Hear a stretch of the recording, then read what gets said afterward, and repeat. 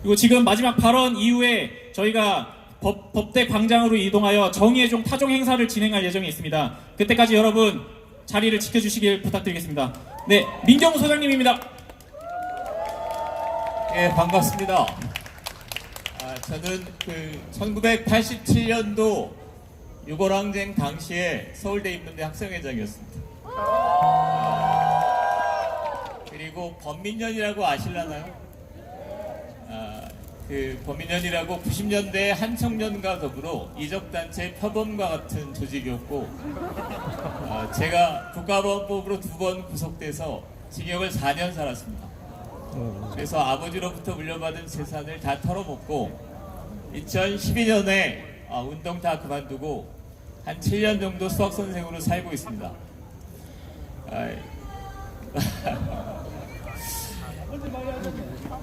지금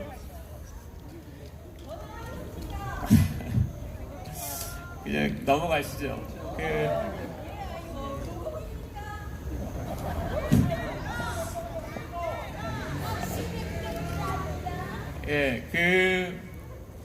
제가 사실은 좀 생계에 바쁩니다. 수업 다 때려치고 나왔는데, 제가 나온 이유는 첫 번째는 조국이 법무부 장관 자격이 없는 건 분명하지 않습니까?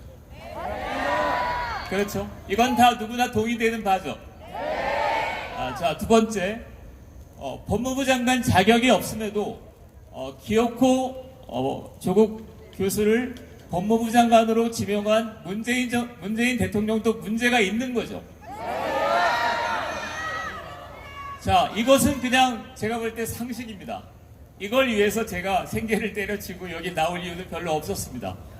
그런데 사실은 충격을 받은 것은 제 친구들입니다.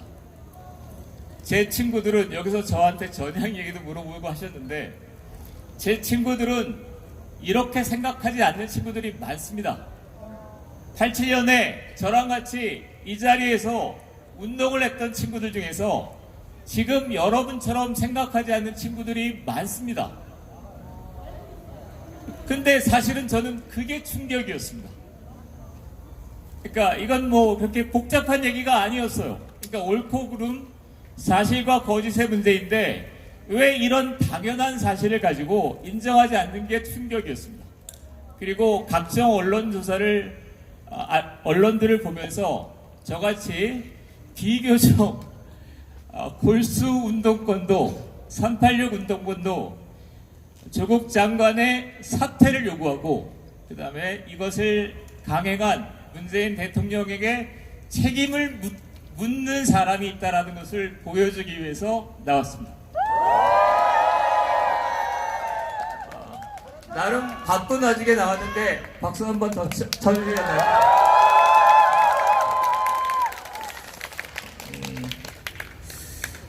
제가 2012년 4월달까지 사실은 사회운동 했습니다. 이제 2012년 4월달에 모든 것 때려치고 이제 수학선생을 하는데요. 이유는 딱 하나였습니다. 그러니까 제발 386 좀 그만하고 저기 청년들한테 좀 물려줘라. 지금 오바마 대통령이 63년생입니다. 오바마 대통령이 임기를 마치고 트럼프 대통령한테 권력을 내놓은 지 한참 됐는데도 저보다 2살 많아요.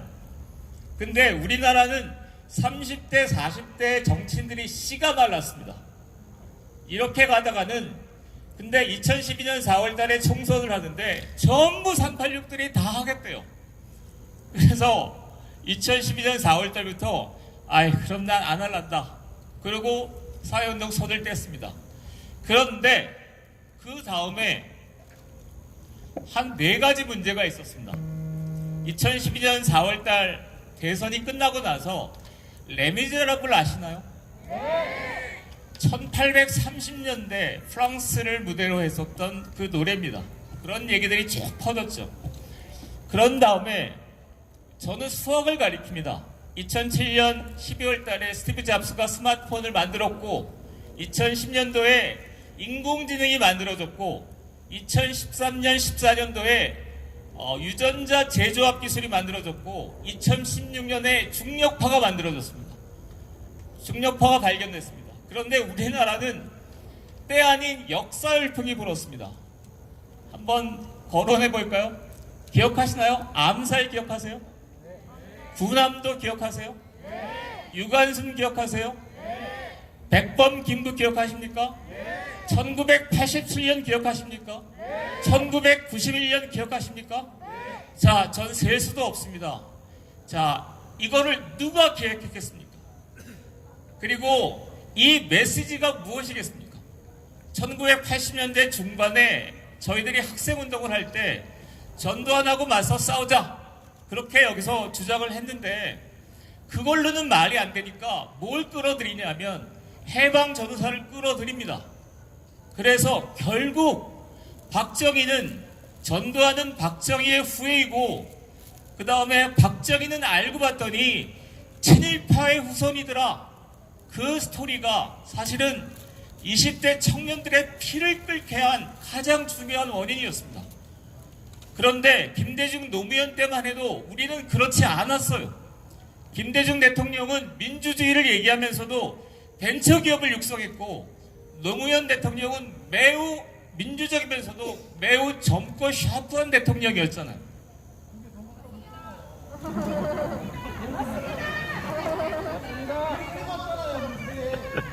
일본은 잘하잖아요.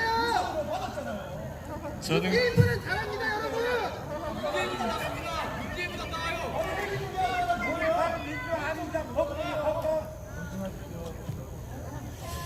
그러면 어떻게 할까요? 좀 당황스러운데. 자, 계속할까요? 아니면 내려갈까요? 계속해도 되겠습니까? 자, 그냥 제가 생각하는 게 저 50대 중반의 아저씨가 이렇게 생각한다고 생각하고 들어주시려면 계속하고요. 아니면 자, 그래서 저는 정말 이 첨단 과학기술 시대에 왜 이렇게 100년 전의 역사를 계속 물거먹는지 이해할 수 없습니다. 그리고 그 메시지가 올해 3월 1일 100주년을 맞이해서 중경 임시정부를 기념하자는 그 자동차들이 플래카드가 쫙 꽂히면서 제가 수학을 가르치는 입장에서 가슴 아팠습니다. 수학을 가르쳐야 될 시간에 왜 100년 전 역사에서 저러는지 좀 이해할 수 없었습니다. 이게 하나고요. 두 번째는 낙검수라고 아십니까? 저희 아들이 26살입니다. 저희 아들이 낙검수 김어준 씨 그 방송을 보면서 그냥 모든 게 음모입니다. 세상에. 그런데 세계 10위 안에 들어가는 아주 초고도 제조업 산업국가 대한민국이 그렇게 조작과 음모와 그런 걸로 만들어지지 않았잖아요. 그런데 저희 아들을 포함해서 청년들이 너무 많이 이런 거에 휩쓸려 버렸습니다. 그래서 세상을 그러니까 사실과 사실이 아닌 거, 진리와 진리가 아닌 거, 이렇게 구분하는 게 아니라 음모냐 아니냐 이렇게 구분하는 게 한 7년 8년 이렇게 된 것 같습니다. 이게 두 번째고요. 세 번째는 편가르기죠. 사실은 저는 지금도 진보주의자입니다. 아까 전향 얘기를 하셨는데 전향했습니다. 박근혜 정권 때는 전향 안 했습니다. 근데 문재인 정권 들어서서 그런데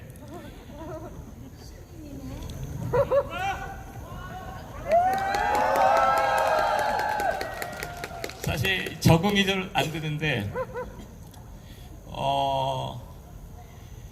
사실은 제가 믿는 진보는, 제가 믿는 정의는 사실 앞에 그냥 정직한 겁니다.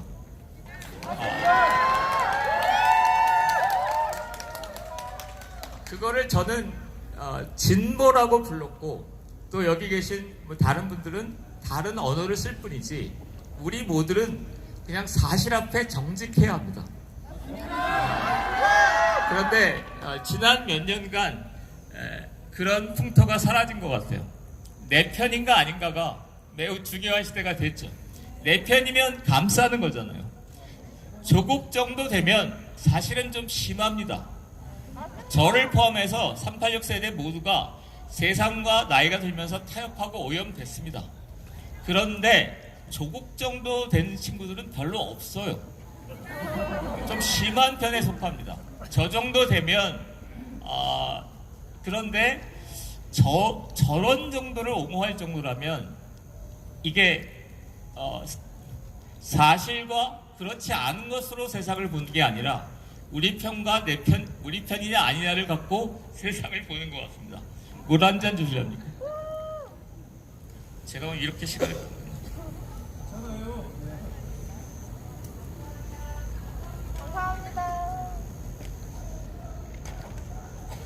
자, 그리고 제가 좀 심각하게 느끼는 게 있습니다. 그리고 386이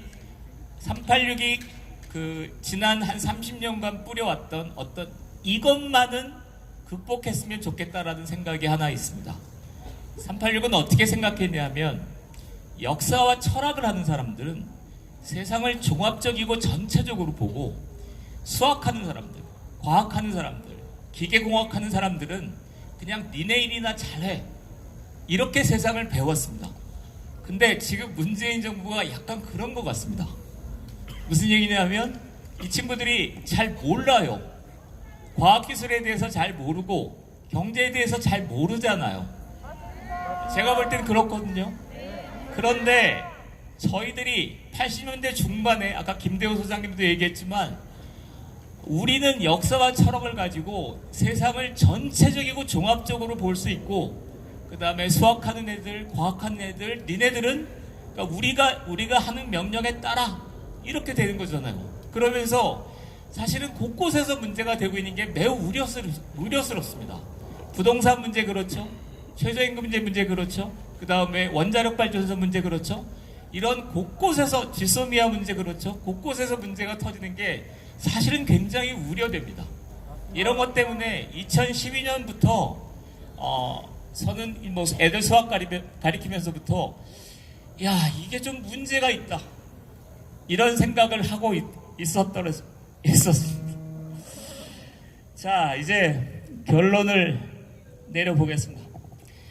저랑 좀 살아온 여정이 다르신 분들이 계신데 87년 1월 달에 서울대 총학생회를 세울 때 저도 여기 단상에 있었습니다. 좀 살벌했습니다. 박정철이 1월 달에 죽었습니다. 저랑 같이 수업을 듣던 옆에 친구입니다. 영정을 보고 처음 알았습니다. 그리고 87년 봄에만 해도 스산했습니다. 총학생회장이 학교를 그냥 들어올 수 없었습니다. 산을 타고 들어왔어요. 저도 숨어 들어왔습니다. 그래서 여기 서울대 총학생회를 세우고 여기 몇천 명이 놓여서 87년 서울대 총학생회를 세우고 87년 1년 내내 데모했습니다. 87년 인문대 학생회장을 하면서 87년이 끝나는 날 내가 살아있을까? 그런 생각을 했더랬습니다. 그런데 그때 저희들이 데모할 때 어른들이 여기 계신 분들이 했던 얘기들이 있어요. 어떤 분들 저희 어른들이 야 니네 데모하다가 북한이 쳐들어와. 니네 데모하는데 광주에서 양민이 죽었다는데 니네가 봤어? 항상 그랬어요. 근데 그 얘기를 지금 2019년에 다시 듣게 될 줄은 몰랐습니다. 조국이 잘못됐으면 조국이 잘못된 거를 얘기하라고요. 그런데 조국이 잘못된 거를 얘기하는 사람 뒷배경 좀 조사해봐. 저렇게 되면 문재인 정권이 내년 총선에서 문제가 되는 거 아니야? 이렇게 해서 문제를 자꾸 돌립니다. 그런데 87년에 그렇게 싸웠던 청년들이 있기 때문에 젊은 애들이 있기 때문에 그리고 그 사상이 어떻게 이어졌든 간에 어떠한 유혹과 어떠한 협박에도 불구하고 그렇게 민주화를 위해 끝까지 싸웠던 청년들이 있었기 때문에 지금의 대한민국은